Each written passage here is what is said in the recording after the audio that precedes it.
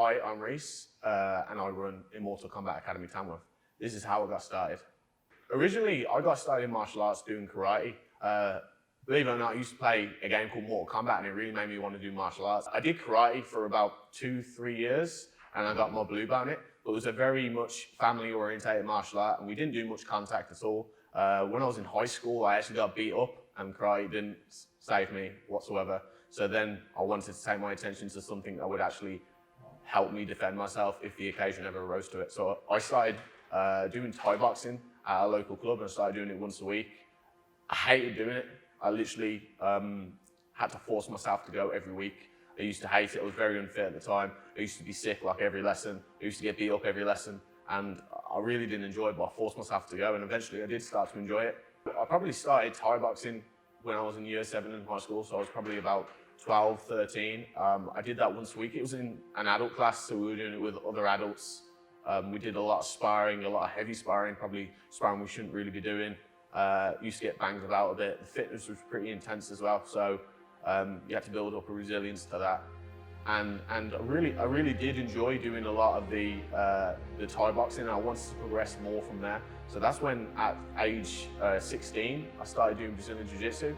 And then from there, I competed a lot in Brazilian Jiu-Jitsu as a juvenile from the ages of 16 all the way up to 18. And then even through to my adult years, where I was competing a lot from 18 onwards. I actually had my first ever Brazilian Jiu-Jitsu competition when I was 16. I'd only been training for about 3 or 4 months. And to be fair, when I was going into the competition, I didn't really know what I was doing or what I should do to win. So I got on the mat for my first match, and I did actually manage to win my first match with an armbar. Wasn't the best armbar, but I won my first match with an armbar, then lost my next match after that. But that was the first time I competed. I got a bronze medal, and I was really happy with that. And then from there, I got addicted to competing, and I really wanted to compete more and more. From when I was 16, 17, I probably competed like 30 times within a year. Traveled all over the country to compete, and it was really fun. Back in the day, when I was competing, this was probably around the 2011, 2012 era. There was a lot of people that I competed alongside in the same sort of circuits that have gone on to do really big things in the sport of not only Jiu-Jitsu but into MMA. I remember when I competed at the Nogi British Open in 2011, I actually competed against Jack Shaw. And for those of you who don't know, Jack Shaw is now fighting in the UFC after winning the Cage Warriors Bantamweight Championship, I think it was. He mounted trying with me anyway, so that's my claim to fame. Yeah. So one of the main reasons why I started Jiu-Jitsu, the plan was to do 6 months worth of Jiu-Jitsu and then compete in MMA. It didn't really end up like that. I didn't realise how deep Jiu-Jitsu was and what I needed to do to get a good level of ground game to actually compete well in MMA. So when I was 17, I actually signed myself up for this semi-pro MMA fight, which I probably shouldn't have done at the time. I had braces in as well at the same time. I fought against this adult. A long story short, I got 3 concussions. So I just kept getting dropped, and then the ref allowed me to stand back up again. I got dropped about 3 times. And after that, I kind of took a bit of a back burner off wanting to go into MMA until I felt like I was ready again and trained properly for a proper MMA fight. And when I was 19, 2014, I started off a proper amateur career and fought in my first MMA fight down in London. In my first MMA fight, the biggest thing that I found the difference between MMA and Jiu-Jitsu. In Jiu-Jitsu, you tend to rock up at a competition at whatever weight class you fall into rather than cutting weight to a particular weight class. Whereas in MMA, there's a lot of emphasis on making a weight so you can be the bigger person in the cage. So I was about 82, 83 kilo at the time, and I wanted to make 77. Now, I didn't know too much about cutting weight or proper dieting or anything like that, so I probably didn't do it in the best way possible. So something that could have been really easy was really hard for me. And I managed to make the weight, got to London, drove 3 hours to London, made the weight, had a Nando's, you know, the standard, sit around for a bit. And then the biggest thing I found before I went into the fight was the nerves. The nerves was unreal. Like, I wanted to be sick before the fight. My stomach felt heavy.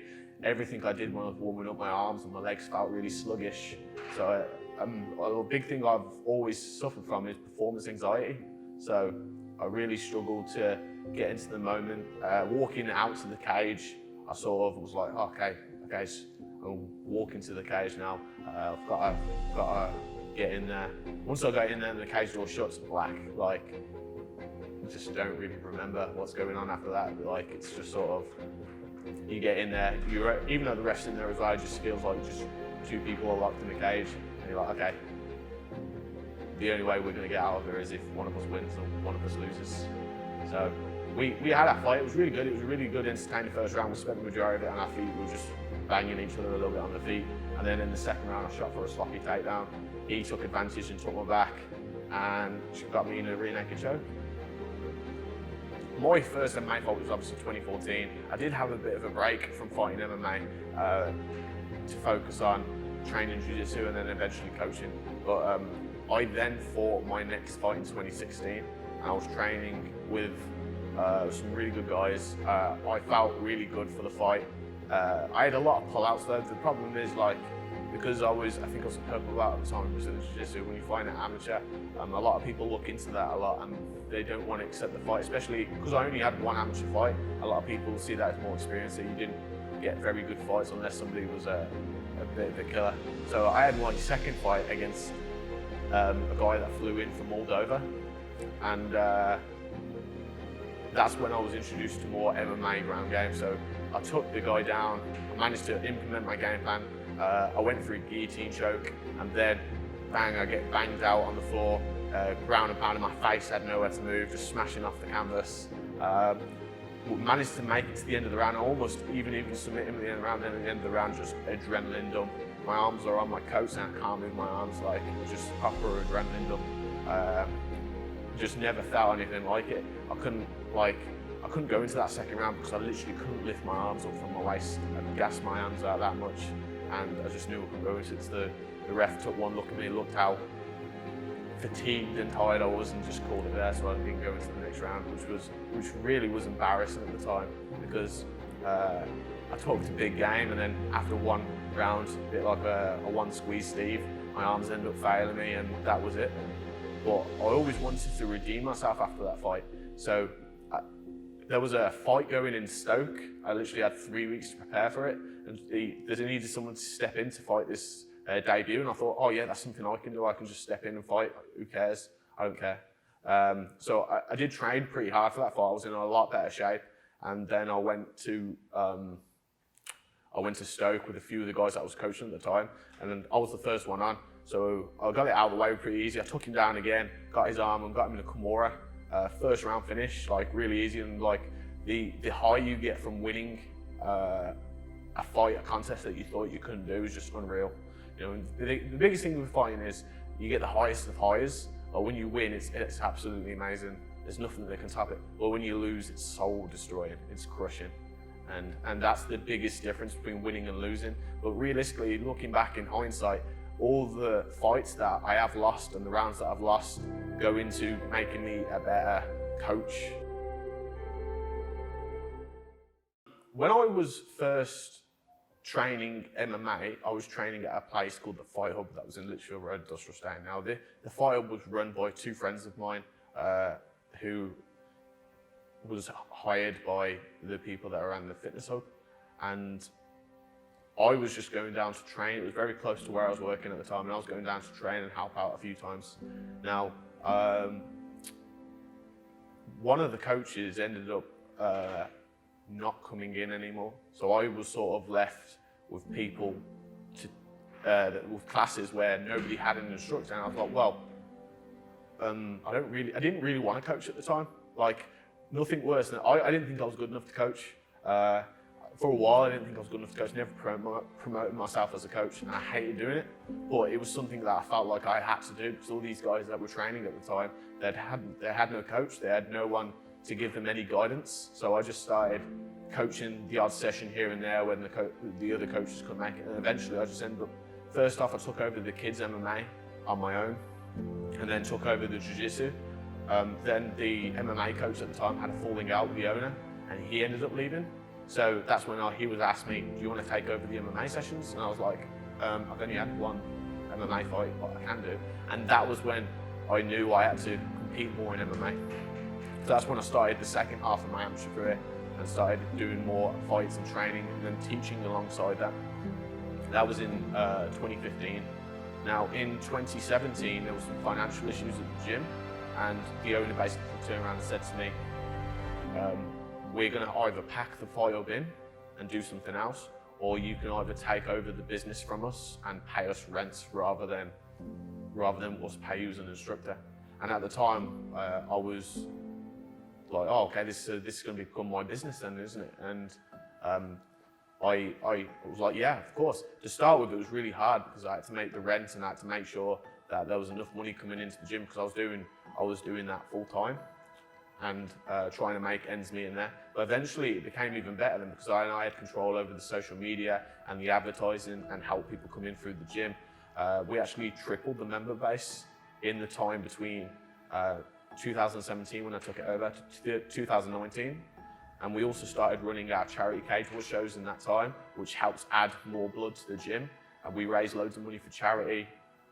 And when I first took over the classes, for example, we had a kids MMA program at the time. It was very much lax. People just brought their kids for more childcare than anything else. They didn't really see it as like a way for their kids to learn martial arts. It was just bring your kids, leave them for an hour with us, and then they go home.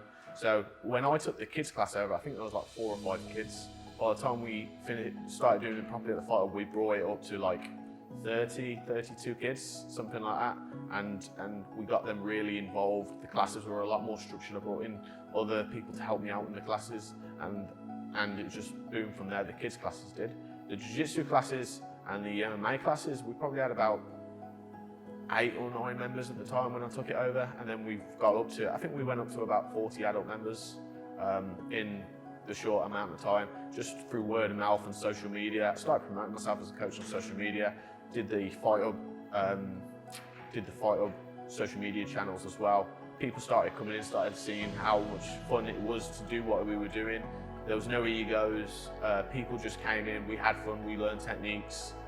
We got better, we entered a lot of different competitions.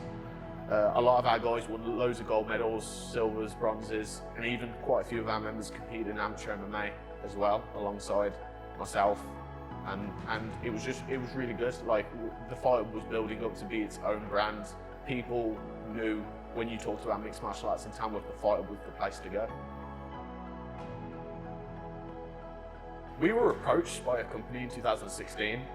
Originally it was called MMA Challenge. Now the idea was similar to a white collar boxing promise. It was the same, 8 weeks of training for randomers off the street and then they fight in the cage at the end of it. Originally I was a little skeptical of the idea because I'd seen a lot of mismatches, people not being trained properly and going into fights and hurting themselves potentially. So we did the training for the first event, and don't get me wrong, like, it is only 8 weeks training and people could come to as much as they wanted in that 8 weeks or not at all. But the safety of the event and the way everybody enjoyed themselves, I think literally every single person, even if they got finished or whatever, they all enjoyed the event. They all got to be a part of something bigger, something they probably never would have done if that advert didn't come up on their Facebook or whatever. It ticked it off the bucket list essentially, and that's how we started doing our charity cage wars. Now, the charity cage was the MMA Challenge, but they rebranded the name. So we started off our shows in Tamworth at the time it was Cuda nightclub, and we could fit probably 400 people in the venue. On our last charity cage war show, there was over 800 people in the venue in Coventry, and we had over 20 fights. We now do a team series. We do Tamworth versus Nuneaton. So we have a team from Tamworth that's coached by myself, compete against a team from Nuneaton that's coached by 2 different gyms. And then they compete against each other and we compete for bragging rights essentially in a massive arena in Coventry, which has been great. And also we've raised so much money for local charities now. I think we raised over £3,000 for St Giles Hospice during our last show, and everyone was having a good time. And it was a great entry-level point for people who wanted to tick it off their bucket list or people who wanted to use it to progress into amateur MMA. We were really enjoying the fight up. The fight up was great, don't get me wrong, but it was always going to be too small for us at some point. We were training all the way through January, February and up to March, and the room was packed. Even when we started our first charity cage war session at the start of the year, we couldn't fit. It was like a can of sardines. We couldn't really move up there. There was just too many people up there. We thought about different things like class booking systems and whatnot, but the answer always was we needed a bigger venue. At the time though, it was hard to do that. I would have had to run 2 gyms simultaneously. I would have had to pay 2 lots of rent out. I would have had to allocate time where I needed to coach in to do that, and it was just seemed impossible to do. Then COVID-19 hit. From this evening, I must give the British people a very simple instruction. You must stay at home. All the gyms shut. I lost all my members because of the company that I was using cancelled all their direct debits, so I had no income coming in from the members. They weren't paying memberships, and I had this abundance of free time. Now, during this free time, I was pretty happy just staying at the Fight Hub, and then I seen other gyms planning their reopenings and how they were using their time productively to make their academy gym a better place for their members, and I thought I'd love to do something like that for my members. And I put the feelers out quite a bit. A big shout out to my Thai boxing coach who got the ball rolling actually and put feelers out for me. And I managed to stumble across this unit here in Amundsen. Now this unit is probably a bit more twice the size of the place that we had in the Fight Hub. We had a mezzanine floor at the Fight Hub, which was probably about 800 square foot. This unit we have now is 1,750 square foot. I had access to loans and stuff that I wouldn't have been able to access if not from COVID-19. So I took out a 10 grand loan, started teaching loads and loads more one-to-ones on, and built this place up from the ground up really. Coming to an empty unit. We had the cage installed. We had the walls painted, the murals painted. We had all the matting and the wall built out, and the end result was just absolutely outstanding. And we was really happy with it, to be fair. And then we started up advertising about the new place. I put up a picture actually in July, me standing at the Fight Hub with all the mats bared up, saying the end of a chapter. And a lot of people were worried that we were packing in completely. But what they didn't know was, at the time I was packing it in at the Fight Hub, I was already looking for somewhere new to start up fresh, needed a fresh new chapter. And then before we'd even opened, because we opened on the 14th of September, before we'd even opened, we had 50 sign-ups, which was unheard of. And then by the end of our first month of operating, we had 100 members. And then we maxed out our kids class completely to 40 juniors. We now even have to start a new group for next year, and we're still over 100 members now. All our members supporting us through the second lockdown as well, which has been absolutely, once again, outstanding. You know what I mean? I just didn't think I'd get this amount of support to build this gym and keep this gym where it is. During the first lockdown, that things were very uncertain. As much as like I had the plan to open up a new gym, the trick was finding where could we find a new gym that would be suitable, and in a certain amount of time. The worry was that we wouldn't find anywhere soon enough before lockdown lifted, and our members would go elsewhere, and then we'd have to start up again from scratch. But luckily we ran into this place, met a really cool landlord that worked with me throughout the whole process and helped me out to help me build this place the way it was. In the first lockdown, I put on about 15, 20 kilo through stress eating, drinking. It just wasn't good for, I don't think it was good for anybody's mental health. The first lockdown was something that I really enjoyed to do, not just work, but something that was being a part of who I was. I've trained martial arts religiously for over 10 years now, and it was that was the only period of time, even when I've been injured, where I haven't been able to be surrounded around it. I felt a little lost. So that was always a goal, to open up the new gym and be ready for them. But then another part of me was thinking, should I just give up this juvenile charade and get a real person's job and support my family that way? I felt almost selfish wanting to open a gym up more for my reasons than it was where I could just get a stable wage, get a job. But it all worked out in the end though, to be fair. And then signed up before we even opened. I was just, people that had trained with me in the past, I've ran the Fight Hub for a long time now. I've trained at the Fight Hub and taught at the Fight Hub for a long time now. So people that had come out of the woodwork, who used to train before and wanted to get involved in our new place, was really good as well. I feel like a lot of people also had the idea of they always had the option to come back and do training if they wanted to, but with lockdown happening, that choice was taken away from them. So I feel like when we were opening for good, they wanted to get in on it straight away, and it was good. Our first opening day was ridiculous. We had so many people through the door that we had to put something in place to facilitate the numbers and make sure it was safe for everybody to train. In the month that we opened, a month and a half that we opened, we brought in about 5 or 6 guest coaches as well that all brought something different into the gym. Everybody's thoroughly enjoyed the session. I had a lot of plans as well towards the end of the year for November, December, but then obviously the second lockdown hit. So the second lockdown hit and we had to close at the end of October, again for a month. Now this was one of those points where, should I stay open and risk fines and even imprisonment for something that I believe in, or should I just obey the law and do what you should do, shut down? So I made a status out saying that we'd had to close our doors, and then within an hour of putting that status up, I probably had about 50 messages from members saying, please keep my membership running throughout this month.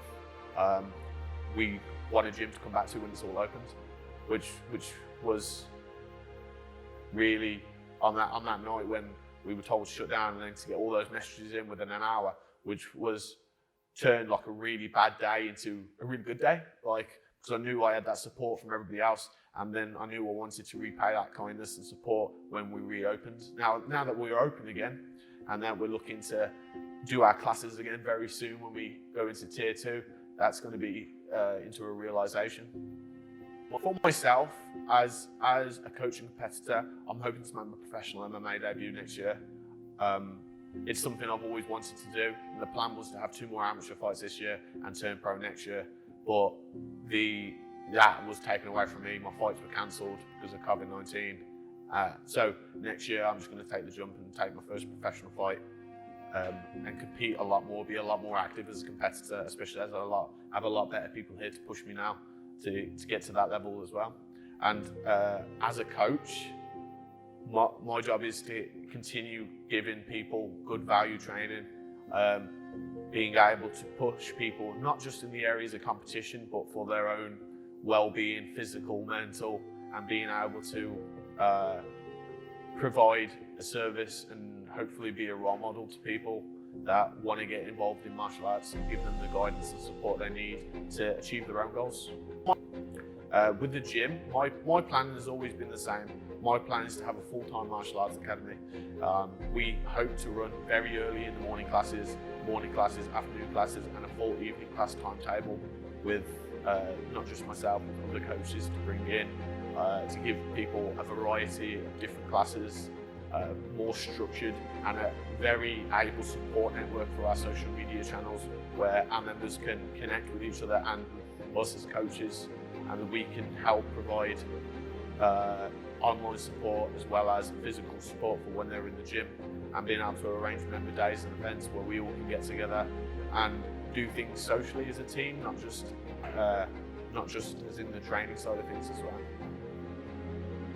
In terms of martial arts for me and what benefits it's given me, in terms of confidence, it's made me a lot more of a confident person than I was before. I don't feel like I would be this confident if I hadn't have started doing martial arts. It's given me an outlet for stress relief, and it's vastly improved my mental health and helps me keep a level head and reduce my stress when things get a little angsty. If you're in the Tamworth area or the surrounding areas to Tamworth and you're interested in starting martial arts, just give us a message. We have a very helpful team and they'll point you in the right direction of what sort of classes will be suitable for you and how we can get you started on your own journey. Thanks for watching, and if you're going to come to the gym, I guess I'll see you soon.